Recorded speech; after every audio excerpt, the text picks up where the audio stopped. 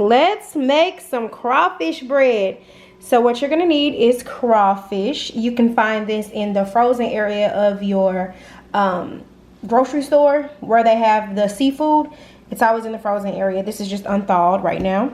You're gonna need some cheese, which is mozzarella, sharp cheddar, and Monterey Jack. I've shredded these on my own. You're gonna need some cream cheese, a white onion, half of a bell pepper, green one, half of a red bell pepper, some French bread, pepper, garlic powder, and Creole seasoning. That is the only thing you need. So let's go ahead and get started. All right, so right now we're at the stove. I have my pan heated up with some oil. We're gonna saute our vegetables. So I'm going to start with my onion. Just gonna toss that in the pan. I have the heat on medium high. Then I'm gonna add in my red bell pepper. Then I'm gonna add in my green bell pepper. And those are the only vegetables that you need. So we're going to give that a stir. Let me get a spoon.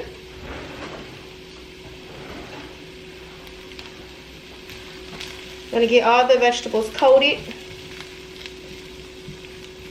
We're going to let these saute. I still like a little crunch in my vegetables, so cook it to your liking, but I do let it get soft. So I'm going to go ahead and let it get soft, and once they're done, we're going to start assembling our cheese mixture.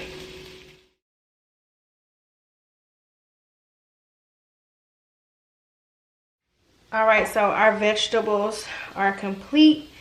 You can kind of still hear them sizzling because I took them right off the skillet.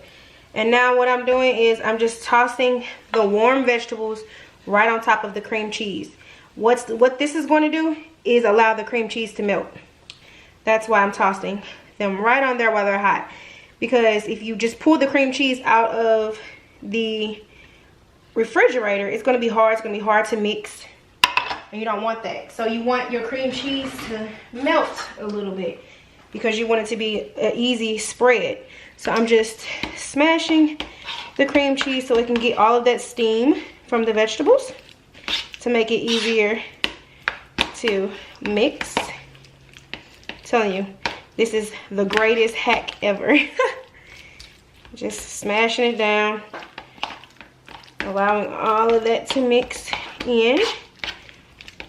We are almost done with this crawfish bread. That's why this is a great game day appetizer, because it don't take long. And you can make it to order. That's what I'm going to do. Just make it to order. See how many people want a piece and make it. It literally takes about 10 minutes and that's all. So I just put the rest of the vegetables in the mixture. It's so colorful. Sometimes I use a purple onion to add more color. So if you want to do that, by all means do that. I just didn't have any this go around, but the flavor is still the same. So I'm just making sure that all of the cream cheese is melted as best as possible. And now what I'm going to do is start seasoning my mixture. So I'm going to take my black pepper. I'm just going to toss some of that in the mixture. I'm going to take my garlic powder. Why? Because garlic powder is life. Then I'm going to add some Creole mixture or seasoning into my mixture. Don't need a lot because cheese has enough sodium in it. Mix that around.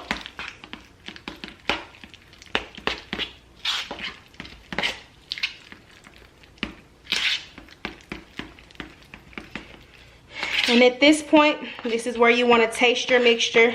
Make sure it's seasoned to your liking before you add in your cheeses and before you add in your crawfish. Oh, and if you can't find crawfish, y'all, use shrimp. Just cut it up into small pieces. It works the same.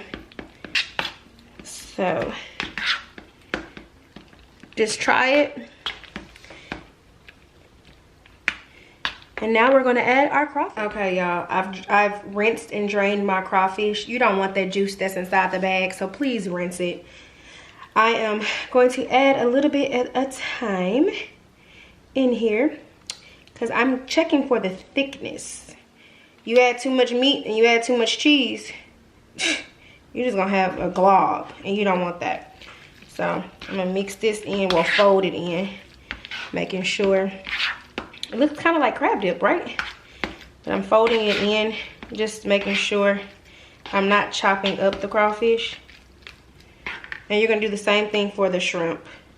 Like if you're adding in shrimp, just make sure that you're folding it in. Don't do anything, don't try to stir it, just fold it in.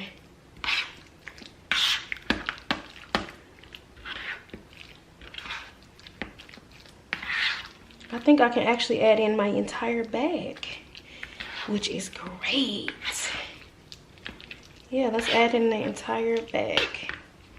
This is the remaining crawfish that I have. I bet y'all like, how much crawfish you gonna put in there? Trust me, it works, guys, it works. So I'm just mixing it in, folding it in. You wanna taste the meat. Now that's the whole star of this show, is crawfish. So, like I said, if you can't find it in your local grocery store, because I don't know if Midwest states or northern states actually have it. I'm from the Midwest, but I live in Texas, close to Louisiana. So our crawfish comes from Louisiana. I'm just cleaning off my spoon, making sure I get all of, my hands are clean, guys. Just making sure I get everything. All right, so now what we're gonna do is wash our hands so that we can put our cheese in it. Give me a second. All right, so now we're back. I am opening up my Monterey Jack, and I'm going to sprinkle some of that in the mixture, just on top. And then I'm also going to take some mozzarella and sprinkle some of that. So in the batter or the mixture, we do all white cheeses. On top is where we add our sharp cheddar. So again, this is the mozzarella. That's enough, because when you bite into these, oh my gosh, that cheese pool, you're not gonna be disappointed. Should have got a bigger bowl, but whatever. So I'm just folding the cheese in, getting it all in there. Everyone loves this recipe. Every time I make it for people, they're like, oh my gosh, what did you put in there? And it's simple. So I decided to share my recipe. Hopefully you guys will like it as well. So we are pretty much good. I have my cheese folded in there, my crawfish folded. Now y'all see why I mixed all the vegetables in first and mixed all of the seasonings in. There's no way I was gonna be able to do that with the cheese and the crawfish in there. So we are complete with this. If you wanted to, you can warm this up and eat it exactly like it is. Let me give you a close-up. So it's so yummy and it smells so good. So now we're gonna work on slicing our bread, and we're gonna start topping our bread with our mixture. Be right back. All right, y'all. So I have my French loaf. It is not sliced by any means. I'm gonna slice it myself because I like to be the decision maker on what type of slices I want. So usually I don't use the butt of the bread. I cut that off. I'm sorry, y'all. It's easier for me to work this way, but I'll let you see it still. I have it sitting on top of a piece of plastic that it came in. And so I'm gonna show you the thickness of the toast that I actually cut.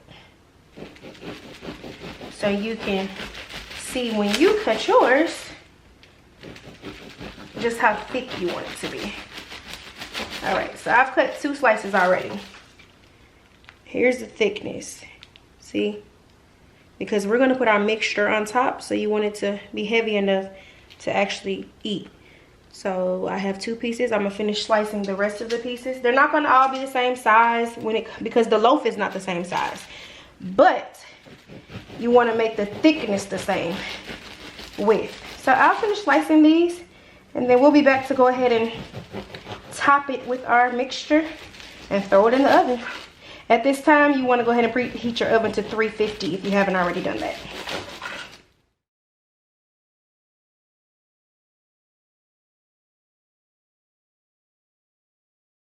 All right, so as I stated before, I do make mine to order.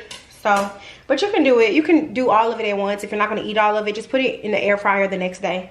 So, what I'm going to do is take a little bit of butter spread.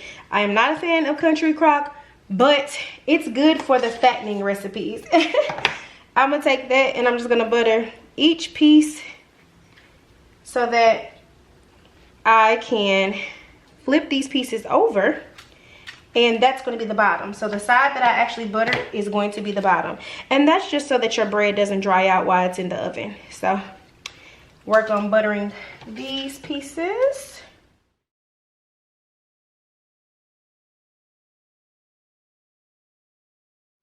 Okay, so guys, I have buttered all of my pieces of toast. I'm just going to take my crawfish mixture and I'm just going to add that on top. Add as much as you want. Me personally, I don't like mine to sit high because once you go in to eat it, y'all, it's gonna just fall everywhere and I don't like that. So I just put enough so that your bread is not dry. So yeah, I'm gonna go ahead and get this going and then we'll go ahead and finish it off. So if you're following along with me, just go ahead and continue to top your bread.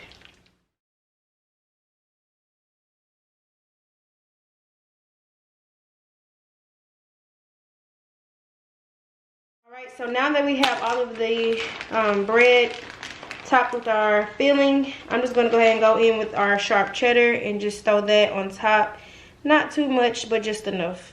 You don't want to cover the entire thing, but you do want to see that it is topped with some cheese. But if you like cheese, you don't have anybody that's lactose intolerant, go ahead and fill it up. So let's go ahead and finish doing this. Alright, so I have all of my pieces of toast topped with the cheese. Last step, get you some smoked paprika and sprinkle that on top. It's going to give it a beautiful color at the end. Trust me, I will never stir you wrong. Alright, we're just going to add that to each piece of bread. And we're going to pop this in the oven at 350 for about 10 minutes. So I will see you at the finished product. Alright guys, so I have removed my crawfish bread. This is the final product. Look how yummy it is and it smells even better. So I have topped it with a little bit of scallions. You don't have to do that, but I do just because I love them. Don't forget to comment, like, and subscribe, and happy game day.